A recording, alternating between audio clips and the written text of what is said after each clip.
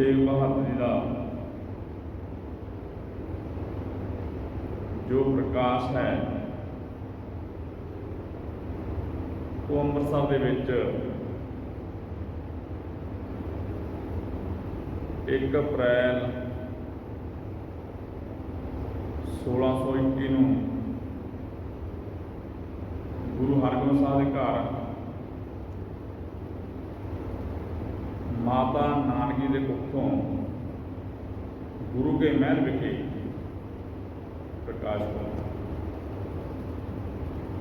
दरअसल 10 मिनट कदों गुरु तेग बहादुर जी का जो प्रकाश है 6वें पातशाह गुरु हरगोबिंद साहब के घर माता नानकी के कुखों अमृतसर के 1 अप्रैल 1621 जिस समय कहने बाबा गुरदत्ता जी का ब्याह सी उस समय जो बरात चढ़ रही सी गुरु तेग बहादुर जो पहला नाम है बाबा त्यागमल उस समय कहने बाबा त्यागमल जी उम्र सिर्फ 4 साल की सी। जो बरात चढ़ लगी है बाबा गुरदत्ता जी की उस समय कहने एक बच्चे के वस्त्र नहीं सी पाए हुए बच्चा नंगा सी सब समझ आया वो कई बार क्यों नहीं कोशिश करता मैं आगे बरात देखा पर वस्त्र नहीं पाए हुए पिछे मुड़ जाता 3-4 बार इस तरह के आता फिर पिछे मुड़ जाता है। जो बाबा त्यागमल जी कि बचपन उम्र सी तेग बहादुर जी की बाबा त्यागमल जी देखा है कि बच्चा क्या कि बरात की कोशिश करता पर हम वस्त्र नहीं कोई पाए हुए कहते उस समय बाबा त्यागमल जी ने अपने वस्त्र लाए थे उस बच्चे के गुरु हरगोबिंद साहब कहने लगे भाई जिस काम वास्ते मेरा साहिबजादा है वो काम मैंने शुरू भी करता है। उस तो बाद करतारपुर की जंग में साहब आपको पता जी गुरु हरगोबिंद साहब ने 4 जंगां लड़ियां हैं। पहली जंग हुई जो अमृतसर के 1628 के एक बाज पिछे दूसरी जंग हुई श्री हरगोबिंदपुर तीसरी जंग हुई गुरु सर महाराज के स्थान चौथी जंग जो काले खां चढ़ के आया सी करतारपुर साहब की जंग के बाबा त्यागमल जी ने बहुत ही जोर दिया। गुरु हरगोबिंद साहब कहने के भाई मेरा त्यागमल जी के तेग बहादुर है उस समय नाम गुरु तेग बहादुर। उस तो बाद गुरु हरगोबिंद साहब ने परिवार के समेत कीरतपुर साहब पहुँचते हैं। जब 1644 के गुरु हरगोबिंद साहब जी ने अपने पोते गुरु हर साहब गुरु की देनी सी बराज करना सी सौखा था जाएगी। गुरु हरगोबिंद साहब का साहिबजादा है बाबा गुरदत्ता जी तो बाबा गुरदत्ता जी अगे साहिबजादा है गुरु हर साहब। उस समय कहने कुछ समय पहले ही कहता सब तो छोटे साहिबजादे गुरु हरगोबिंद साहब जी ने गुरु तेग बहादुर जी बाबे बकाले विखे जाओ बाबे बकाले विखे नानके सन गुरु तेग बहादुर ते नाल माता गुजर कौर जी नाल ही माता नानकी गुरु तेग बहादुर जी माता है माता नानकी बाबे बकाले 1644 में गए सन। उस तक गुरु हर साहब जी ने जोधी जो समाने तो पहला अपने साहिबजादे गुरु हरगोबिंद साहब गुरु दीवान किया। जो गुरु हरगोबिंद साहब दिल्ली तो संगत में सुनेहा आया सी ते एक रंग के बादशाह चिट्ठी आई सी पासला को भेजी सी। जब 8वें बादशाह चिट्ठी पढ़ी रंग जी बादशाह जी का पासला होगा भी असली उसने मतलब मलेश आओ पर दूसरी चिट्ठी दिखाई जिसने आप पढ़ी 8वीं बादशाह संगतां की बेनती की संगत एक तो चेहरे का रोग बहुत फैलिया होया एक तो साढ़े दर्शकों का बहुत जीता 8वें पासे कहना गुरु हरकृष्ण साहब भी जेकर संगतां की बेनती है प्रमाण उस तो आगे कुछ सिखन नाल लैके ते अपनी माता जी नाल लैके 8वें पातशाह कीरतपुर साहब चले सन। पिंड पंजोखड़े पहुंचे जी इस कुरुक्षेत्र का एरिया पैदा है जिथे गीता की रचना की गई है। जब 8वें पातशाह पहुंचे उस समय 8वें पातशाह की उम्र सिर्फ 7.5 साल की सी। ਉੱਥੇ ਦੀਵਾਨ ਸੀ। ਦੀਵਾਨ ਦੀ ਸਮਾਪਤੀ ਤੋਂ ਬਾਅਦ ਇੱਕ ਪੰਡਤ ਲਾਲ ਚੰਦ ਆਇਆ, ਕਿਉਂਕਿ ਪੰਡਤ ਲਾਲ ਚੰਦ ਦੀ ਉਮਰ ਕਾਫੀ ਸੀਗੀ ਤੇ 8ਵੀਂ ਪਾਤਸ਼ਾਹ ਨੂੰ ਸਿਰਫ 7.5 ਸਾਲ ਤੇ ਉਹਨੇ ਕੁਐਸਚਨ ਕੀਤਾ ਕਿ ਜੇਕਰ ਤੁਸੀਂ ਆਪਣੇ ਆਪ ਨੂੰ ਗੁਰੂ ਕਹਾਉਂਦੇ ਹੋ, ਸਾਡਾ ਜੋ ਗੁਰੂ ਹੈ, ਕਿਉਂਕਿ ਕ੍ਰਿਸ਼ਨ ਮੰਨਦੇ ਆ, ਜੋ ਲਾ ਕ੍ਰਿਸ਼ਨ ਜੀ ਹਨ, ਉਹਨਾਂ ਨੇ ਗੀਤਾ ਲਿਖੀ ਆ, ਤੁਸੀਂ ਇਸ ਗੀਤਾ ਦੇ ਸ਼ਬਦ ਕਰੋ, ਸ਼ਬਦਾਂ ਦੇ ਅਰਥ। 8ਵੇਂ ਪਾਤਸ਼ਾਹ ਨਾਲ ਲੱਗੇ ਉਸ ਪੰਡਤ ਲਾਲ ਨੂੰ ਤੁਸੀਂ ਆਪਣੇ ਕਿਸੇ ਵੀ ਆਦਮੀ ਲੈ ਆਓ, ਅਸੀਂ ਉਹਦੇ ਪਾਸ ਛੱਜੂ ਝੋਰ ਨੂੰ ਲੈ ਕੇ ਆਂਦਾ ਤੇ ਗੁਰੂ ਜੀ ਕਹਿੰਦੇ ਭਾਈ ਛੱਜੂ ਜੀ ਜੋ ਗੀਤਾ ਦੇ ਸ਼ਬਦ ਹੈ ਤਾਂ ਪੜੂਗਾ ਪੰਡਤ ਲਾਲ ਜੀ ਨੂੰ, ਤੁਸੀਂ ਅਰਥ ਕਰਨੇ ਆ। ਉਸ ਸਮੇਂ ਪੰਡਤ ਲਾਲ ਜੀ ਨੇ ਸ਼ਬਦ ਪੜ੍ਹੇ, ਗੀਤਾ ਦੇ ਅਰਥ ਕੀਤੇ ਭਾਈ ਛੱਜੂ ਜੀ। ਪਰ ਇਹ ਦੁੱਖ ਨਾਲ ਕਹਿਣਾ ਪੈ ਰਿਹਾ ਉਹ ਸ਼ਬਦਾਂ ਨੂੰ ਨਹੀਂ ਪਤਾ ਕਿਹੜੇ ਸ਼ਬਦਾਂ ਨੇ ਗੀਤਾ ਦੇ ਜਿਹਦੇ ਅਰਥ ਕੀਤੇ, ਉਹਨਾਂ ਨੇ ਵਿਆਖਿਆ ਕਰ ਲੈਂਦੇ, ਸਮਝ ਆਇਆ। ਚਲੋ ਉਸ ਦਾ ਪੰਡਤ ਲਾਲ ਚੰਦ ਜਦੋਂ ਆਪ ਸੁਣੇ ਭਾਈ ਛੱਜੂ ਜੀ ਤੋਂ 8ਵੇਂ ਪਾਤਸ਼ਾਹ ਸਿੱਖ ਬਣਿਆ। ਇਹ ਪੰਡਤ ਲਾਲ ਚੰਦ ਗੁਰੂ ਗੋਬਿੰਦ ਸਿੰਘ ਦਾ ਮੁਰਸ਼ਦ ਕੇ ਚਮਕੌਰ ਦੀ ਜੰਗ ਵਿੱਚ ਸ਼ਹੀਦ ਹੋਇਆ ਸੀ। ਉਸ ਤੋਂ ਬਾਅਦ 8ਵੇਂ ਪਾਤਸ਼ਾਹ ਉੱਥੋਂ ਚੱਲ ਕੇ ਪਿੰਡ ਪੰਜੋਖੜੇ ਤੋਂ ਗੁਰਦੁਆਰਾ ਸਾਹਿਬ ਬਣਿਆ ਹੋਇਆ ਪੰਜੋਖੜਾ ਸਾਹਿਬ ਦਿੱਲੀ ਪਹੁੰਚੇ। ਦਿੱਲੀ ਪਹੁੰਚ ਕੇ ਦੇਖਿਆ ਚਿਚਕ ਦਾ ਰੌਲਾ ਬਹੁਤ ਹੀ ਫੈਲਿਆ ਹੋਇਆ। ਸਿੱਖਾਂ ਨੂੰ ਕਹੇ ਕੀਰਤਪੁਰ ਸਾਹਿਬ ਦਵਾਈਆਂ ਬਣਾਈਆਂ ਸੀ। ਕੀਰਤਪੁਰ ਸਾਹਿਬ ਵਿਖੇ ਜੀ ਬਹੁਤ ਵੱਡਾ ਦਵਾਖਾਨਾ ਸੀ। ਜਿਹੜਾ ਔਰੰਗਜ਼ੇਬ ਸਗਾ ਭਰਾ ਸੀ ਦਾਰਾ ਸਕੂਲ ਕਿਤੋਂ ਇਲਾਜ ਨਹੀਂ ਸੀ ਹੋਇਆ ਤੇ ਉਹਨਾਂ ਨੇ ਉਹ ਦਵਾਈ ਸੀ ਜੋ ਕੀਰਤਪੁਰ ਸਾਹਿਬ ਕੇ ਦਵਾਖਾਨੇ ਲਈ ਸੀ ਤਾਂ ਠੀਕ ਹੋਇਆ ਸੀ।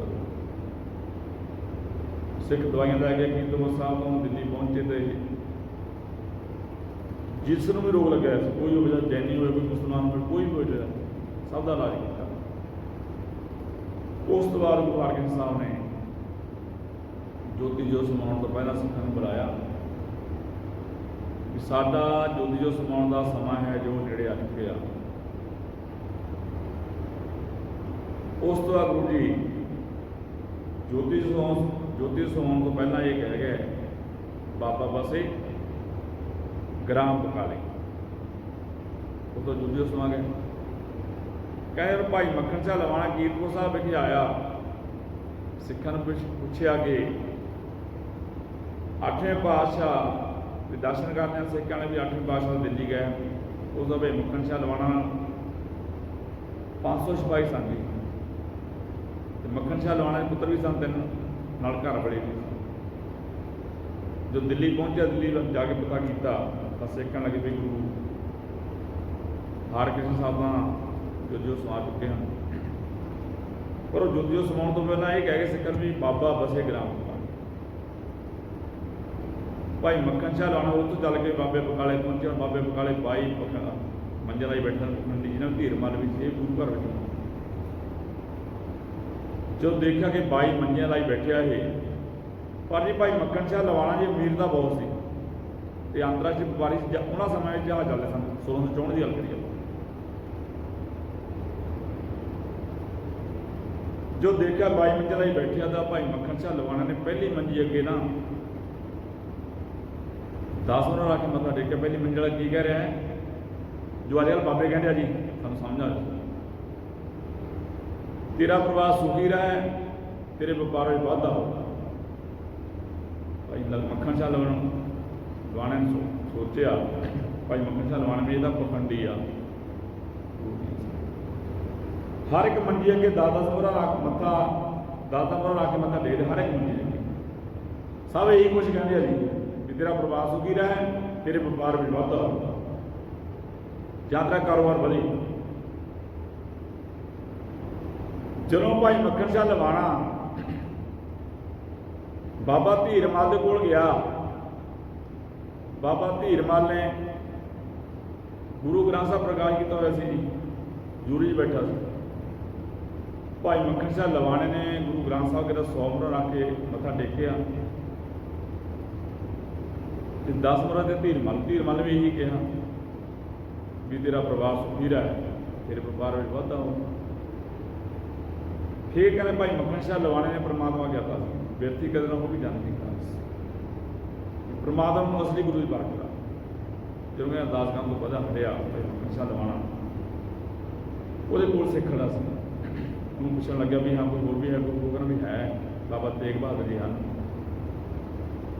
उस तो भाई मक्खन शाह लवाना बाबा तेग बहादुर जी पहुंचे उत्थे जिस स्थान के सन पहला तो माता नानकी ने पूछा भी मैं बाबा तेग बहादुर जी दर्शन करने हैं माता नानक जी कहा ये नहीं गुरु तेग बहादुर जी माता जी सन माता नानक जी ने कहा अंदर आए दसिया जब तेग बहादुर जी मक्खन शाह लवाना आया तो उन्होंने दर्शन करने बाबा तेग बहादुर जी के गुरु तेग बहादुर जी भाई आने उधर अंदर गया चलो 100 मुहर आके मत्था टेकिया तो गुरु तेग बहादुर जी कहना कि भाई जो तेरा 10वां हिस्सा बनता ये 500 मुहर बनता तू 100 मुहर आके मत्था टेकदा दस ने बेनती ये भी कर लवे गुरु ग्रंथ साहिब की बाणी में जी सुखना की कदे गल नहीं सुख सुख हाँ परमात्मा की भगती करो रब का सिद्धांत अपनाओ जिस तरह कबीर भगत कबीर जी ने भगत रविदास जी ने रब का सिद्धांत अपनाया जब भगत नाई ने जो जन तुमरी भगत क्रांति तिन के का सवार परमात्मा जो तेरी भगती करते तो सारा मैं का सवार होना है पर सुखन वाली गल है नहीं गुरु ग्रंथ साहिब बाणी करके आगे एक बार चौं सुनती कर ਜਿਹੜਾ ਮਨੁੱਖ रब का सिद्धांत अपना लूगा पहले ही मैं बहुत बार बेनती की भी वो सारे परमात्मा काल सवार दिता जी भगत पूਰਨ सिंह जी पढ़ियो त्या भगत पूਰਨ सिंह का पहला नाम से रामदास चलो वहां 50 नहीं कर ली मेरा 50 नहीं करांगे समा होया उस तो बाद भाई मक्खन शाह लवाने ने 100 मुहर आके मत्था टेक गुरु तेग बहादुर जी अगे गुरु तेग बहादुर जी कहना कि भाई का 10वां हिस्सा बनता वो 500 उस तो अगर आपको सबको पता है भाई मक्खन शाह लवाना कोट चढ़ के रौला पाता गुरु लादो ने उस जो सिखा पता लग्या तो बहुत ही भटावा लेके आए क्योंकि भटावा अपना की बाबा धीरमल ने जो पता लग्या भी सिख संघ तो बहुत आईया भटावा लैके बाबा धीरमल ने सीएम सानू कह गोली चलवाई सी गुरु तेग बहादुर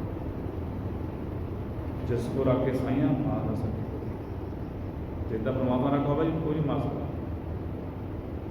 चलो पता लगे उस तो फिर गुरु तेग बहादुर जी बाबे बकाले चल गए हरिमंदर साहब पहुंचे जो सरोवर में स्नान कर लगे उस समय जी धीरमल की अलायदा करता जी बाबा हरजी से उत्थे मालिक जो बाबा हरजी पता लगे ना भी गुरु तेग बहादुर जी गुरु ग्रंथ साहिब दर्शन करने वास्ते आया सरोवर स्नान कर रहे तो बाबा हरजी ने जिंदे ला दे सन हरिमंदर साहब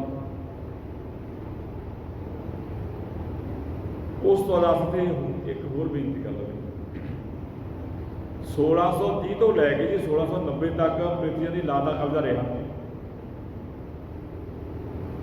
पहला मेहरबान फिर बाबा हरजी फिर चतुर्भुज चलो आप गल उस समय बाबा हरजी उत्थे सन उन्हें हरिमंदर जिंदे लाते जो तेग बहादुर हरिमंदर साहब विखे पहुंचे तो देखा जिंदे लगे हुए फिर जो साडा श्री अकाल तख्त साहिब है वो बिल्कुल नेड़े है खड़ा बनया से उस समय तो गुरु घर वापस में बनाया गुरुद्वारा साहब वो थड़े से बैठ गए 9वें पातशाह ने कहा तेग बहादुर जी जो अमृतसर के लोगों ने मसंद हैं ये बाबा हरजी रोक नहीं सके कि बाबा हरजी जिंदे ला हरिमंदर साहब में गुरु ग्रंथ साहिब दर्शन कर सके उस तो चल गुरु तेग बहादुर जी अमृतसर चल गए पिंड बल्ला पहुंचे सिख संतां बहुत इकट्ठियां उत्थे गया जी मैंने माइयां रब रजाइयां ते भगती लाइयां उत्थे चल के फिर पहुंचे कीरतपुर साहब जो ये जगह है आनंदपुर साहब की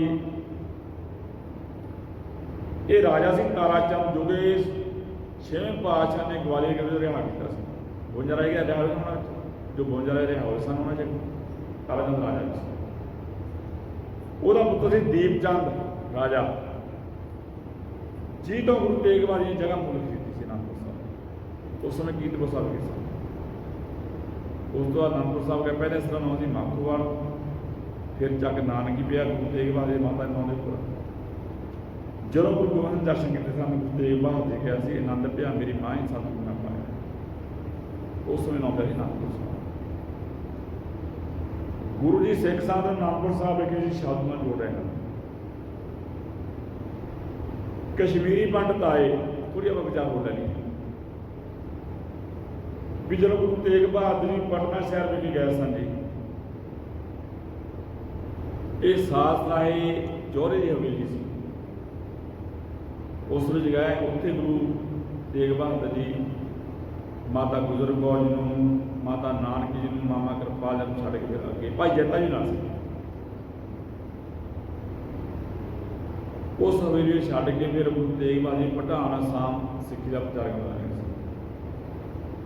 ਉਸ ਤੋਂ ਬਾਅਦ ਮਾਤਾ ਗੁਜਰ ਕੌਰ ਜੀ ਕੋਲ ਤੋਂ ਗੁਰੂ ਗੋਬਿੰਦ ਸਿੰਘ ਜੀ ਪ੍ਰਾਪਤ ਹੋਏ 1666 ਦੇ ਵਿੱਚ। ਉਸ ਤੋਂ ਬਾਅਦ 3 ਸਾਲ ਬਾਅਦ ਆਏ ਗੁਰੂ ਸਾਹਿਬ। ਜਦੋਂ ਪਟਨਾ ਸ਼ਹਿਰ ਪਹੁੰਚੇ ਸਨ, ਕੁਝ ਮਹੀਨੇ ਰਹਿ ਜਾਂ 3 ਸਾਲ ਰਹਿ ਕੇ ਗੁਰੂ ਨੇ 3 ਸਾਲ ਰਹਿ। ਉਸ ਤੋਂ ਬਾਅਦ ਤੇਗ ਬਹਾਦਰ ਜੀ, ਮਾਤਾ ਗੁਜਰ ਕੌਰ ਜੀ, ਮਾਤਾ ਨਾਨਕੀ ਜੀ, ਭਾਈ ਜੈਤਾ ਜੀ, ਮਾਮਾ ਕਿਰਪਾਲ ਜੀ ਨੂੰ ਛੱਡ ਕੇ ਪਟਨਾ ਸ਼ਹਿਰ ਦੇ ਵਿੱਚ ਗਏ, ਅਨੰਦਪੁਰ ਸਾਹਿਬ ਪਹੁੰਚੇ ਸਨ।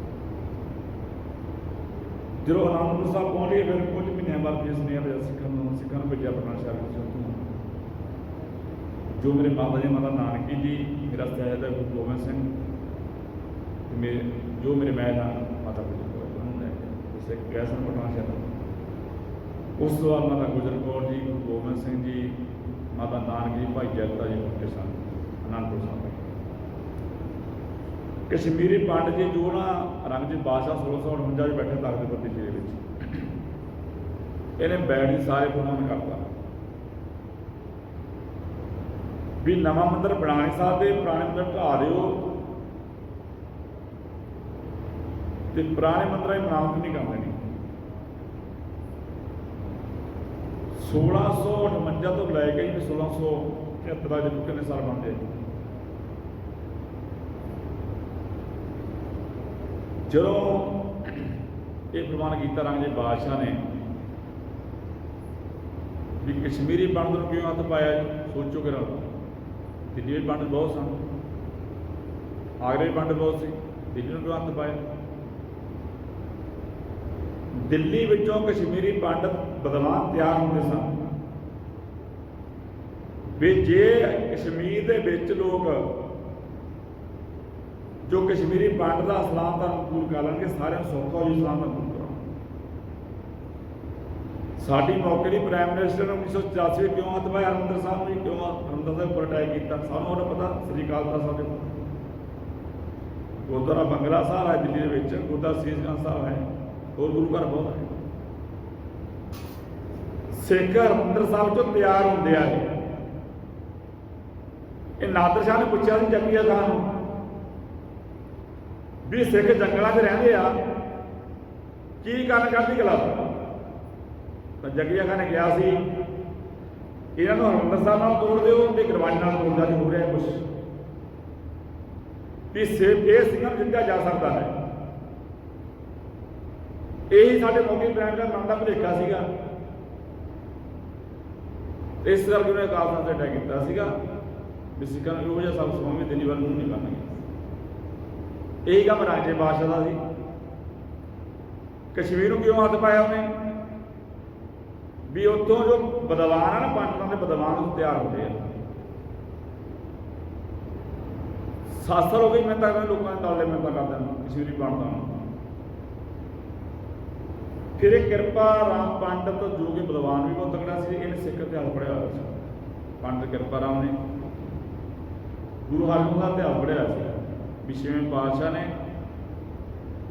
ਗਵਾਲੀਅਰ ਦੇ ਕਿਲੇ ਵਿੱਚੋਂ 52 ਰਾਜੇ ਦਾ ਕਰਾਇਆ ਤੇ ਉਹਨਾਂ ਦਾ ਸਾਹਿਬਜ਼ਾਦਾ ਗੁਰੂ ਤੇਗ ਬਹਾਦਰ ਜੀ, ਉਹ ਸਾਡੇ ਧਰਮ ਦੀ ਰੱਖਿਆ ਕਰ ਸਕਦਾ।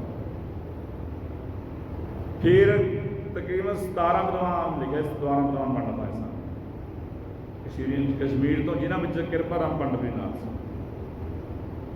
ਜਦੋਂ ਅਨੰਦਪੁਰ ਸਾਹਿਬ ਪਹੁੰਚੇ ਨਾ ਜੀ ਵਿਦਵਾਨ ਕਸ਼ਮੀਰੀ ਪੰਡਤ, ਫਿਰ ਗੁਰੂ ਤੇਗ ਬਹਾਦਰ ਜੀ ਅੱਗੇ ਬੇਨਤੀ ਕਰਨ ਲੱਗੇ ਵੀ ਗੁਰੂ ਜੀ ਸਾਡੇ ਧਰਮ ਦੀ ਰੱਖਿਆ ਕਰੋ। ਗੁਰੂ ਤੇਗ ਬਹਾਦਰ ਜੀ ਕਹਿੰਦੇ ਭਾਈ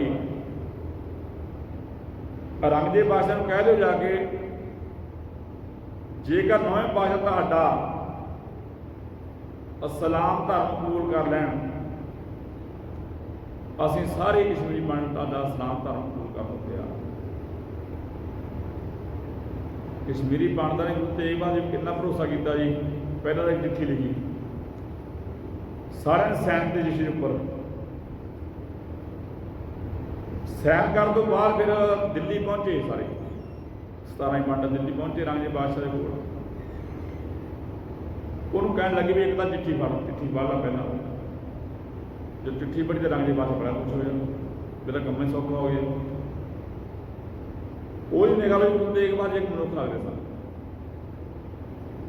ਤੇ ਨਾਲ ਫਿਰ ਕਹਿ ਤਾਂ ਚਿੱਠੀ ਦੇ ਦਿੱਤੀ ਵੀ ਦੇਖੋ ਜੇਕਰ ਨੌਵੇਂ ਪਾਤਸ਼ਾਹ ਮੰਨਦੇ ਆ ਗੁਰੂ ਤੇਗ ਬਹਾਦਰ ਜੀ ਤੁਹਾਡਾ ਇਸਲਾਮ ਧਰਮ ਕਬੂਲ ਕਰ ਲੈਣਗੇ, ਅਸੀਂ ਸਾਰੇ ਕਸ਼ਮੀਰੀ ਪੰਡਤ ਤੁਹਾਡਾ ਇਸਲਾਮ ਧਰਮ ਕਬੂਲ ਕਰਨ ਨੂੰ ਤਿਆਰ। ਕਿ ਉਹਨਾਂ ਦਾ ਕਿੰਨਾ ਭਰੋਸਾ ਕਰ ਰਿਹਾ ਕਸ਼ਮੀਰੀ ਪੰਡਤਾਂ ਨੇ। ਤਾਂ ਨਾਲ ਇੱਕ ਵਾਰੀ ਆਏ ਸਨ ਸਾਰੇ, ਤੇ ਅਸੀਂ ਅੱਜ ਗੁਰੂ ਗ੍ਰੰਥ ਸਾਹਿਬ ਦੇ ਉੱਪਰ ਕਿੰਨਾ ਪਤਾ ਦਸਮ ਤੋਂ ਜੋਤ ਹੈ। ਅਸੀਂ ਵੀ ਸੋਚੀਏ ਅਸੀਂ ਆਪਣੇ ਛਕ ਲਿਆ ਸਾਰਿਆਂ ਨੇ ਜਿੰਨੇ ਆਏ ਆਪਾਂ ਗੁਰੂ ਘਰ, ਸਾਨੂੰ 20 ਸਾਲ ਗੁਰੂ ਘਰ ਆਉਂਦੇ ਹਨ। ਅਸੀਂ ਗੁਰਦੁਆਰੇ ਵੀ ਆਉਂਦੇ ਹਾਂ, ਅਸੀਂ ਅੰਮ੍ਰਿਤ ਵੀ ਛਕਿਆ ਆਏ ਗਈਆਂ ਨੇ, ਇਹ ਵੀ ਮੈਂ ਦੇਖਿਆ 5 ਕਾਲੇ ਵੀ ਆਏ ਤੇ ਪੰਡਤਾਂ ਕੋਲ ਫੇਰ ਟੀਵੇ ਬਣਾਉਂਦੇ ਫਿਰਦੇ ਆਪਾਂ, ਜਾਂ ਦਰਖਤਾਂ ਨੂੰ ਲਾਲ ਰੰਗ ਦੇ ਕੱਪੜੇ ਬੰਨ੍ਹਦੇ ਆ ਤੇ ਪੀਰਾਂ ਦੀਆਂ ਸੰਬੰਧਾਂ ਨੇ ਹਰੇ ਰੰਗ ਦੇ।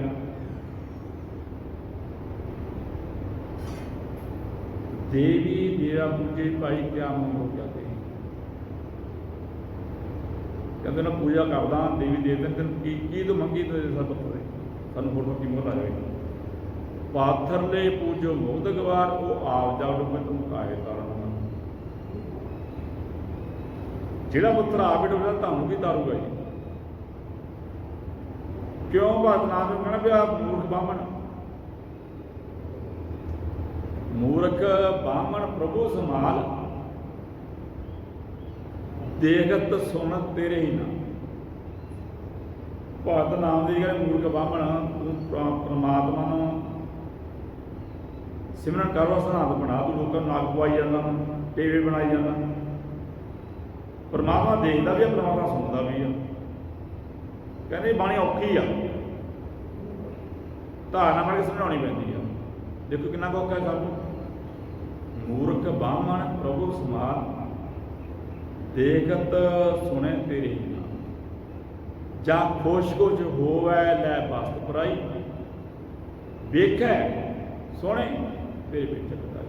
औखे ही बन चलो गल करिए तेग बहादुर जी जो कश्मीरी पंडित कह औरंगजेब बादशाह को जाके भी जेकर नौवें पातशाह तेग बहादुर जी तुहाडा इस्लाम धर्म कबूल कर लैण, असीं सारे ही कश्मीरी पंडित का इस्लाम धर्म कबूल कर लिया। उस गुरु तेग बहादुर जी गए सन